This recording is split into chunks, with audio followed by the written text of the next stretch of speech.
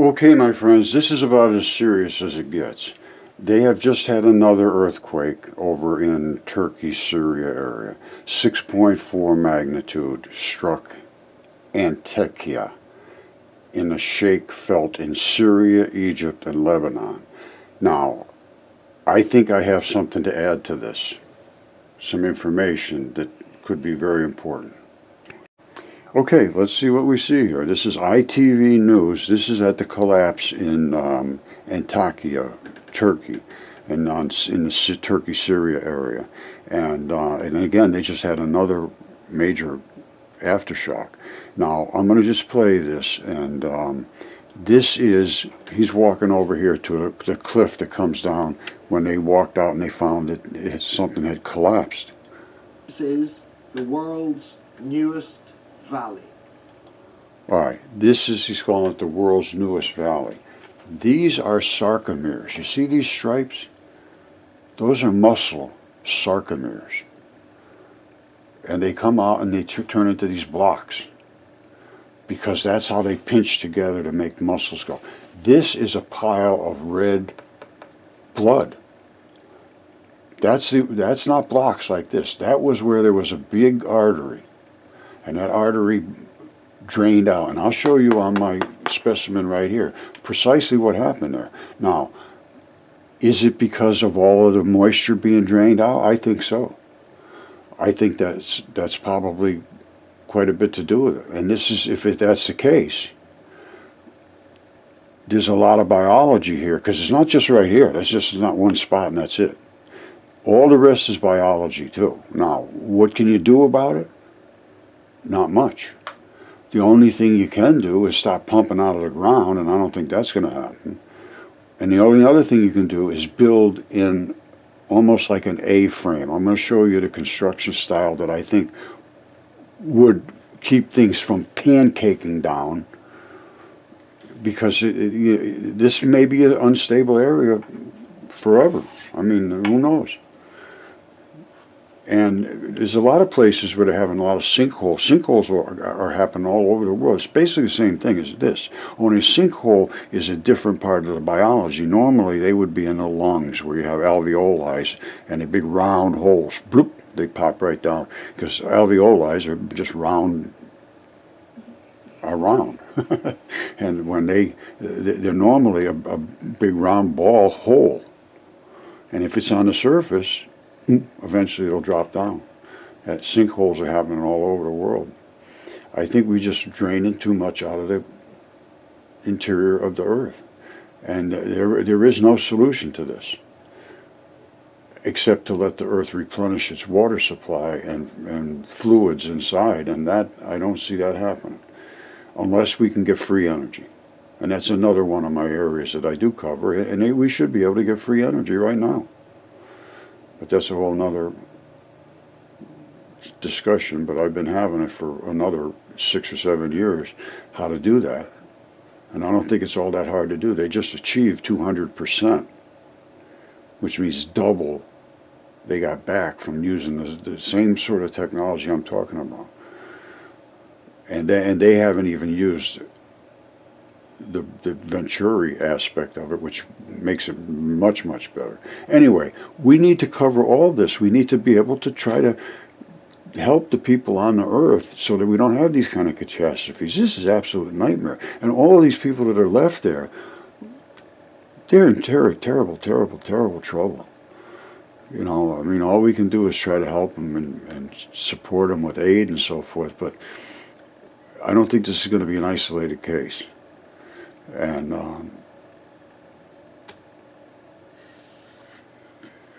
that's all I can say. I understand what's going on here, and it's biology of the earth, which has never been considered before. Never even considered. Okay, I think I mentioned they just had another pretty major earthquake, 6.4 over here. This is Turkey, and I think I understand what's going on here. This is biology. Now, the Euphrates River is drying up. I believe all this stuff here is probably drying up. What that means is, if there's any cavities in the earth, moisture and, just the liquids in the earth will keep it supported. But all these liquids are leaving the earth. The Euphrates is drying up. All these liquids have to go somewhere. And if they're not going into that river, they're not coming out of the land because the land doesn't have them anymore. So the water level decreases in the land. I'm sure it is. And when that happens, these cavities form. When these cavities form, eventually they're going to collapse. Now, I want to show you a specimen I have here that shows basically what I think had happened over there in Turkey. I tried to explain it the other day, but I probably didn't show it well enough to make it clear. But I can tell you right now, this is all biology. When you see these different colored lakes, those are different. They're different colors because they're in a different part of the biology in the creature of the body of the creature, and they all have different, as I showed you, all of those different sections that I showed you, and the endocrine and the digestive system and all those different areas, they have different chemistry, and different chemistry creates different colors. It's as simple as that.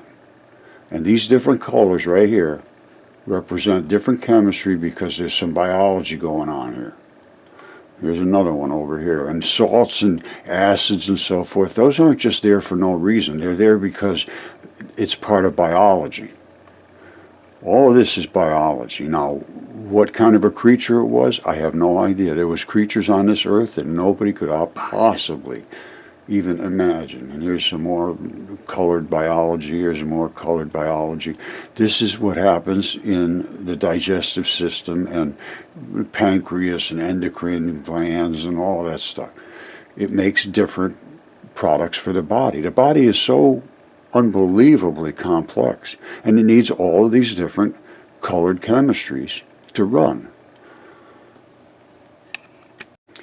All right, these, my friends, are muscle sarcomeres. These are the fibers of the muscles, and they break in these little blocks. And that's what all these blocks are. It's not like somebody built a building. These blocks are the sarcomeres that pull the muscles in. And they have to be supported by a huge amount of red blood, and that is what's going on here. This is all red blood running over here, and this is all muscles. We're going to look at this very closely in a minute, but this is what happened. All the blood ran out from underneath, and the muscles just collapsed above it and fell in. Okay, this I don't know. These may be tendon balls. This one here, they look rounded to me. Now, I don't know if they're there or not, but there should be some rounded balls in here somewhere. That normally you're going to find those in the interstitium layer. And that should be just below the skin layer, which is the olive grove. This is basically the skin layer. And then you get below that and you get into a membrane layer, which is the interstitium, and then below that you get into these muscle fibers. So I would expect to find some rounded balls in here. But primarily they're going to be square blocks because the blocks are the muscle sarcomeres. All right, you see this? I believe that there was a blood underneath there. You can't really see it, it's sort of shadowed. But I believe that was the bloody layer. And these are the blocks of sarcomeres. These are just, see how squared off these blocks are? That's what happens when the sarcomeres break and they just fall apart, because there's layers in between them that are gooey layers, and they're not strong. And they're flexible. That's what makes your muscles contract. You see down there? If that was more lit up, I can see there's red blood down in here. I think that was the layer of the red blood, and it just washed out, and everything collapsed as it left. You see this? There's the red and there's the black. You almost see that almost everywhere.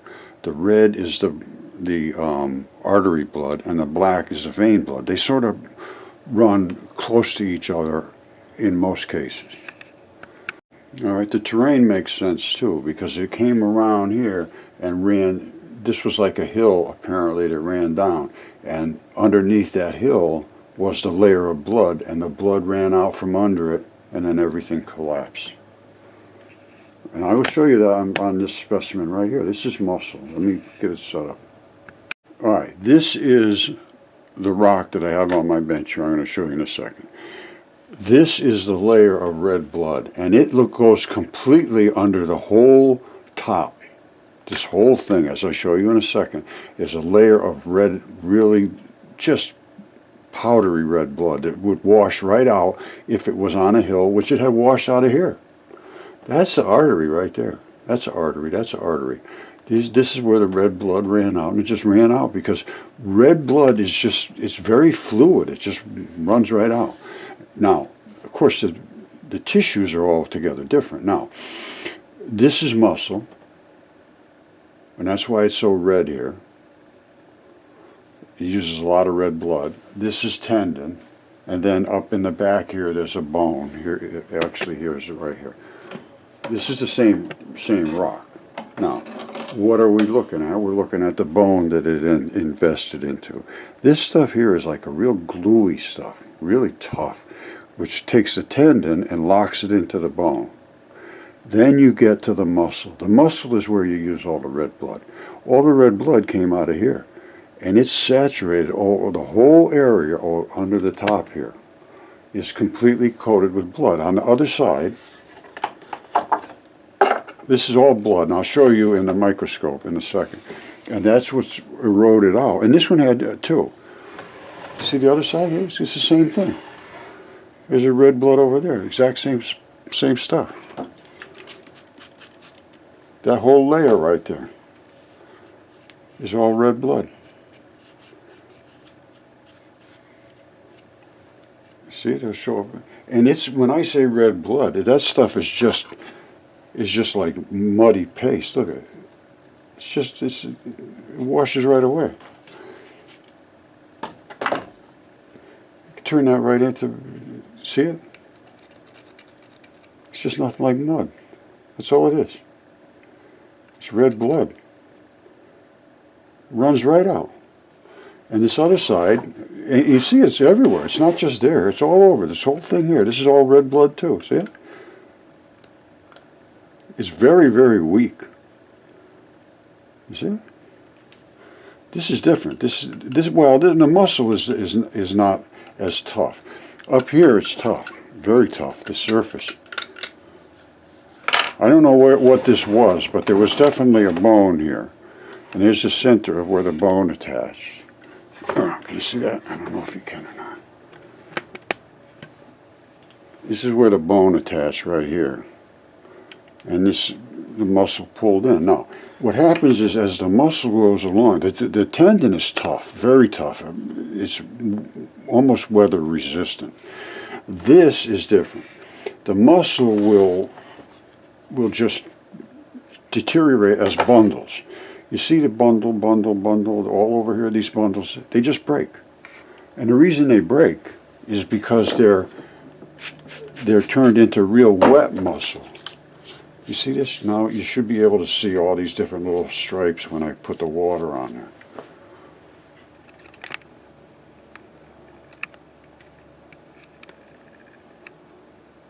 Anyway, those are all the muscle bundles. And at the very end, they just break off because otherwise it would come much further down, but they break off because they're weak. There's not a lot of connective tissue. Up here there's a ton of connective tissue. If you look at the shot in this, when it first came out of the ground, there was a lot of contrast. And you can see how much blood was up in here and how that cavity opened up. Just opened up. And that is where it's just dropped. In Turkey, I'm almost sure of it. And this is the muscles, and these have sarcomeres. You can't see them because they're so tiny, but they're huge. They're the size of buildings. These creatures were absolutely staggeringly enormous. And I've shown the dragon in the desert in Morocco, and I'm sorry, that thing is over 1,000 miles long. So think of how big its guts were. Just think of how big they were. This is completely new understanding of our Earth and our history and geology and everything. Really, literally everything has changed from mud fossil research. This is just one aspect of it. once all these discoveries started coming, they just like little raindrops falling. And everything that we're being told is being told to us by people that want to keep their jobs. They're not interested in finding the reality of the truth. They're just interested in saying what it keeps them employed. That's what it seems like to me.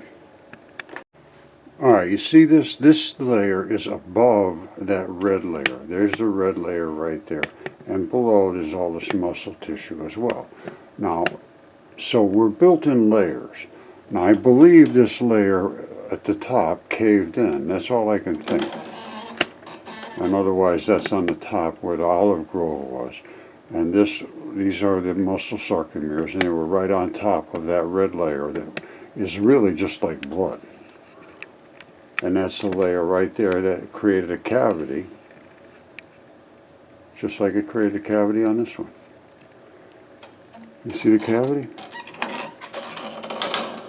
And that's literally the arteries.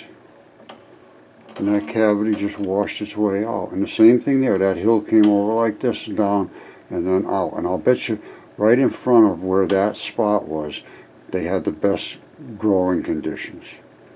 Right in front of there, those trees would have been very productive. And I think they actually looked quite robust when I looked.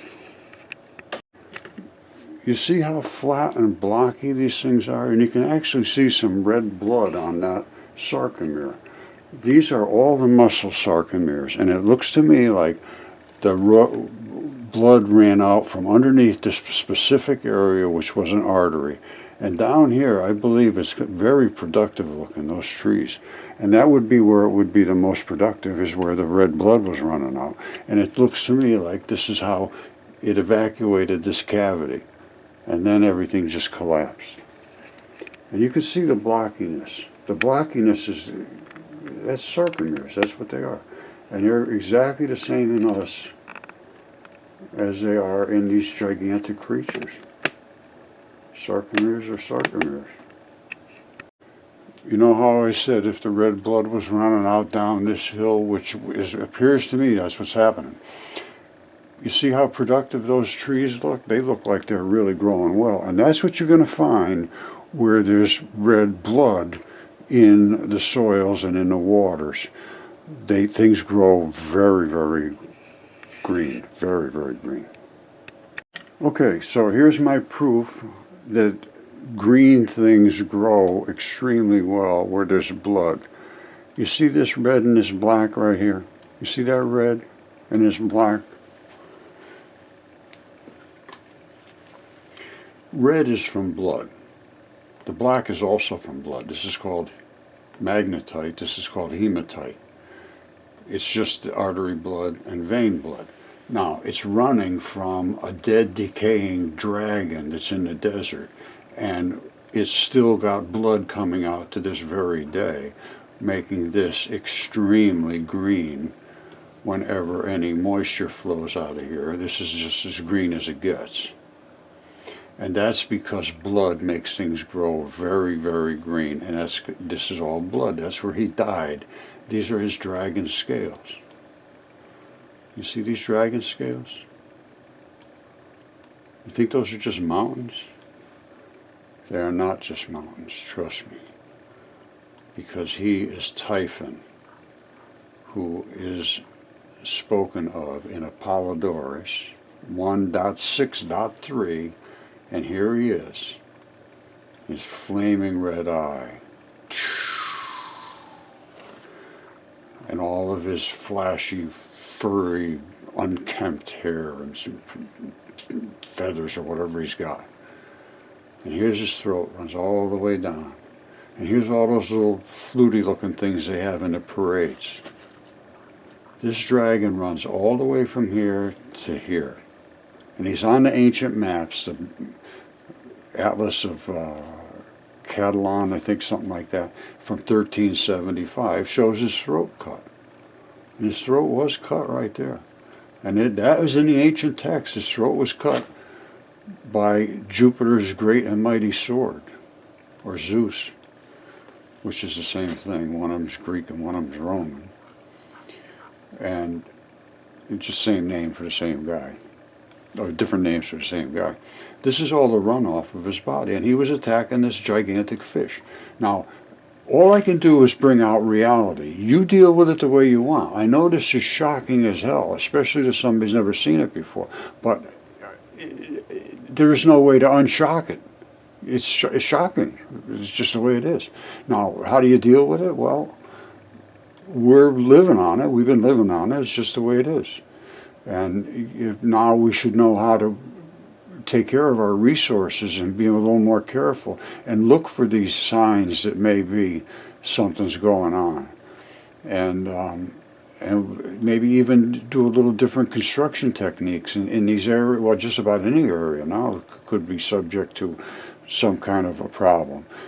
But instead of having just square boxes and have them pancake, somehow there's going to have to be some like A-frame looking thing inside the house. It doesn't have to be the house is an A-frame. You can make it boxy, but you need some kind of A-frame-ish support inside so that the whole thing won't pancake. So a lot to learn from this. But first of all, you got to deal with reality, and reality it's shocking. I'm sorry, it's shocking, and I'm willing to speak with anybody that's got some geography that they can't understand or they've always been mystified by. I enjoy doing that, and I'd like to have interviews with people to say, here's what you got, and we'll talk it over. You know, Zoom meeting type of things. So that's all I have to offer, and it's a tragedy. I'm so sorry for those people, and my heart just goes out to them. I can't imagine the suffering. Just can't imagine it, my friends. So try to be safe is all I can say, and do what you can for those that you can do what you can for. All right, love you all. Bye.